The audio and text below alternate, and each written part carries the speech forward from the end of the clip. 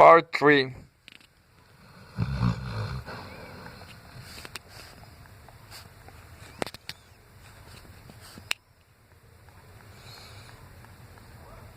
Chapter 4.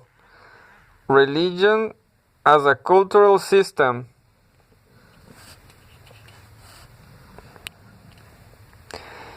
Any attempt to speak without speaking any particular language is not more hopeless than the attempt to have a religion that shall be no religion in particular. Thus, every living and wealthy religion has marked idiosyncrasy. Its power consists in its special and surprising message, and in the bias which that revelation gives to life. The vistas it opens and the mysteries it propounds are another world to live in, and another world to live in, whether we expect ever to pass wholly over into it or no, is what we mean by having a religion. Santayana, Reasons in Religion. 1. Two characteristics of anthropological work on religion accomplished since the Second World War strike me as a curious when such work is placed against that carried out just before and just after the first. One is that it has made no theoretical advances of major importance. It is living off the conceptual capital of its ancestors, adding very little, save a certain empirical enrichment to it. The second is that it draws what concept it does use from a very narrowly defined intellectual tradition. There is Durkheim, Weber, Freud, and Malinowski, and in any particular work, the approach of one or two of these transcendent figures is followed with but a few marginal corrections necessitated by the natural tendency to excess of seminal minds or by the expanded body of reliable descriptive data. But virtually no one even thinks of looking elsewhere to philosophy, history, law, literature, or the harder sciences, as these men themselves looked for analytical ideas.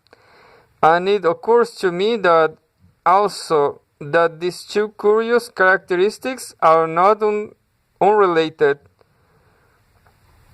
If the anthropological study of religion is in fact in a state of general stagnation, I doubt that it will be set going again, but by producing more minor variations on classical theoretical themes. Yet one more meticulous case is point for such well-established propositions, at that ancestor worship supports the jural authority of elders, that initiation rites are means for the establishment of sexual identity and adult status, that ritual groupings reflect political oppositions, or that myths provide characters for social institutions and rationalizations of social privilege, may well finally convince a great many people, both inside the profession and out, that anthropologists are like theologians firmly dedicated to providing the indubitable. In art, this solemn reduplication of the achievements of accepted masters is called academicism, and I think this is the proper name for our malady also. Only if we abandon, in a phrase of Leo Steinberg's, that sweet sense of accomplishment which comes from paradigm habitual skills and address ourselves to problems sufficiently unclarified as to make discovery possible, can we hope to achieve work which will not just reincarnate that of the great men of the first quarter of this century, but match it? The way to do this is not to abandon the established traditions of social anthropology in this field, but to heighten them. At least 4 of the contributions of the men who, as I say, dominate our thought to the point of parochializing it. Durkheim's discussions of the nature of the sacred, Weber's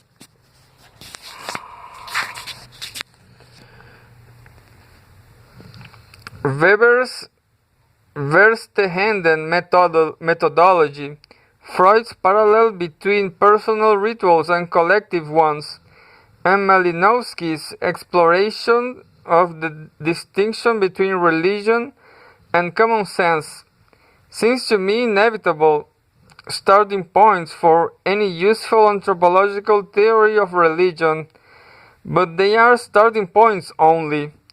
To move beyond them, we must place them in a much broader context of contemporary thought than they in and of themselves encompass. The danger of such procedure are obvious: arbitrary eclecticism, superficial theory mongering, and sheer intellectual confusion. But I, at least, can see no other road of escape from what, referring to anthropology more generally, Janowitz has called the dead hand of competence. In working toward such an expansion of the conceptual involved in which our studies take place, one can, of course, move in a great number of directions, and perhaps the most important initial problem is to avoid setting out, like Stephen Leacock's mounted policeman, in all of them at once. For my part, I shall confine my effort to developing what following Parsons and Shields I refer to as the cultural dimension of religious analysis. The term culture has by now acquired a certain aura of ill reputation in social anthropological circles because of the multiplicity of its reference and the study's vagueness with which it has all too often been invoked. Though why I should suffer more for this reason than social structure or personality is something I do not entirely understand. In any case, the culture concept to which I adhere has neither multiple reference nor, so far as I can see, any unusual ambiguity. It denotes an historical transmitted pattern of meanings embodied in symbols, a system of inherited conceptions expressed in symbolic forms by means of which men communicate, perpetuate, and develop their knowledge about and attitudes toward life. Of course, terms such as meaning, symbol, and conception cry out for explanation, but that is precisely where the heightening, the broadening, and the expanding come in. If Langer is right that concept of meaning in all its varieties is the dominant philosophical concept of our time, that symbol, denotation, signification, communication are our intellectual stock in trade, it is perhaps time it is perhaps time that social anthropology, and particularly that part of it concerned with the study of religion, became aware on the fact. 2. As we are to deal with meaning, let us begin with a paradigm, viz. That sacred symbols function to synthesize a people's ethos, the tone, the character and quality of their life, its moral and aesthetic style and mood, and their worldview, the picture they have of the way things in sheer actually are, their most comprehensive ideas of order.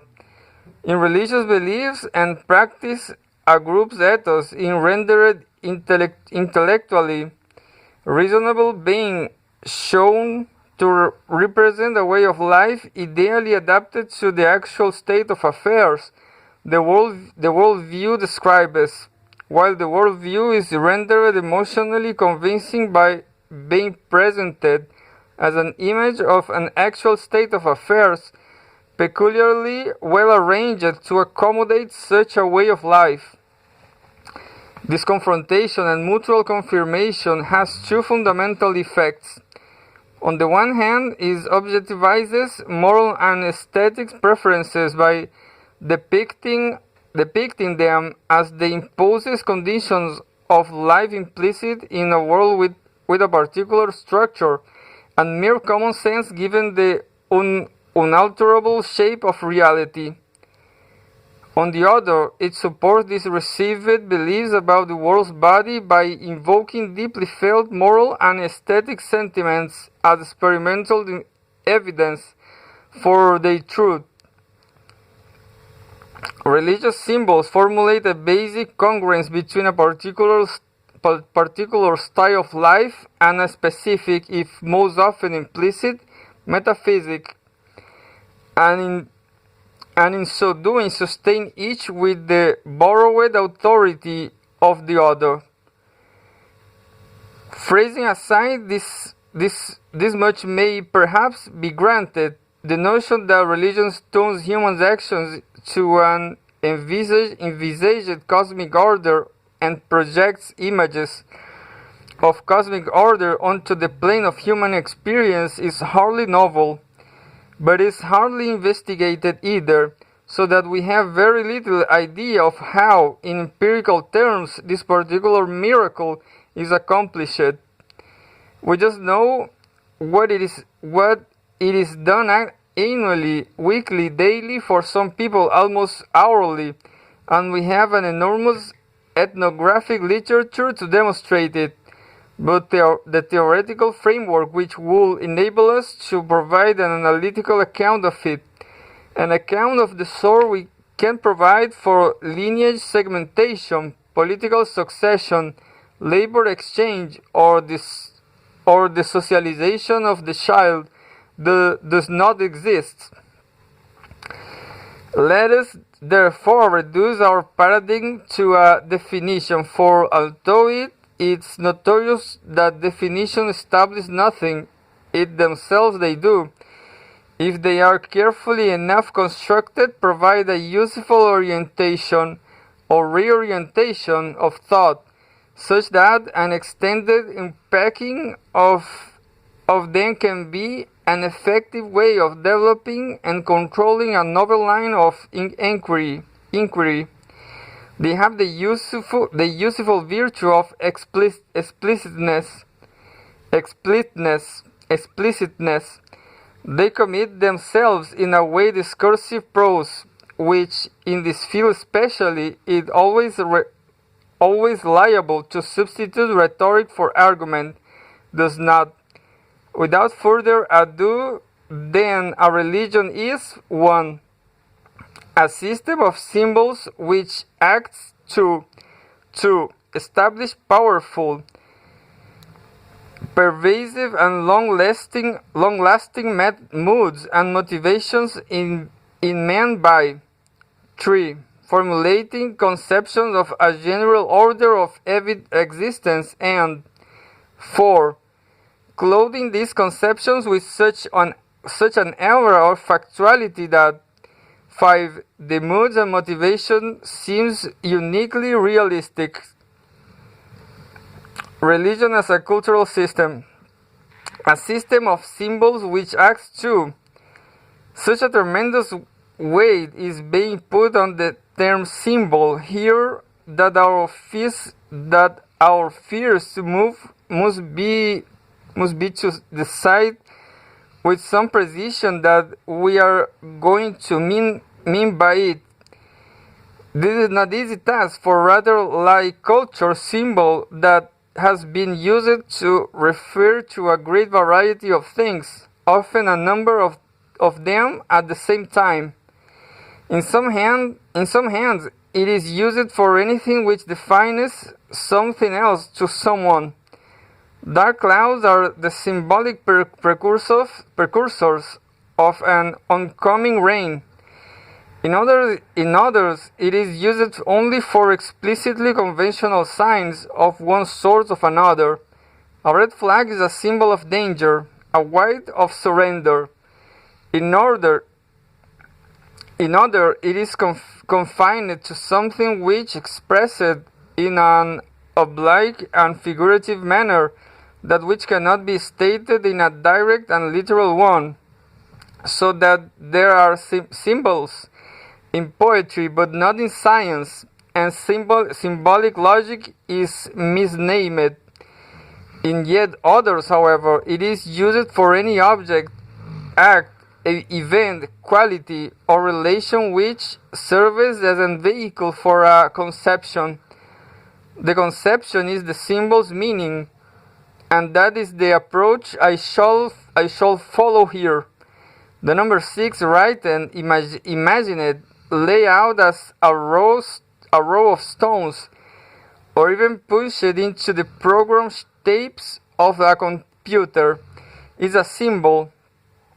But so also is the cross talked about, visualized, shaped wordedly, in air or fondly fingered, that at the neck, the expanse of painted canvas called Guernica, or the bit of painted stone called Xuringa, the word reality, or even the morpheme ing. They are all symbols, or at least symbolic elements, because they are tangible formulations of notions, abstractions for experience fixed in perceptible forms, concrete embodiments of ideas, attitudes, judgments, longings, or beliefs. To undertake the study of cultural activity in which symbolism forms the positive content, is thus not to abandon social analysis for a Platonic cave of shadows, to enter into a mentalistic world of introspective psychology, or worse, speculative philosophy, and wander there forever in a haze of cognitions, affections, conations, and other elusive entities, cultural acts, the construction, apprehension, and utilization of symbolic forms are social events like any other. They are as public as marriage and as observable as agriculture. They are not, however, exactly the same thing, or more precisely, the symbolic dimension of social events is, like the psychological itself, theoretically abstractable from those events as empirical totalities. There is still, to paraphrase a remark of Kenneth Burke's, a difference between building a house and drawing up a plan for building a house. And reading a poem about having children by marriage is not quite the same thing as having children by marriage.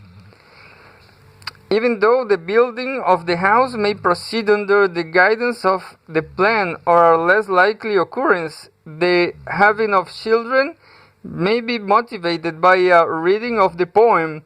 There is something to be said for not confusing our traffic symbols with objects of human beings. For these latter are not in themselves symbols, however, often they may function as such. No matter how deeply interfuses the cultural, the social, and the psychological may be in the everyday life of houses, farms, poems, and marriages, it is useful to distinguish them in analysis, and so doing to isolate the generic traits of each against the normalized background of the other two.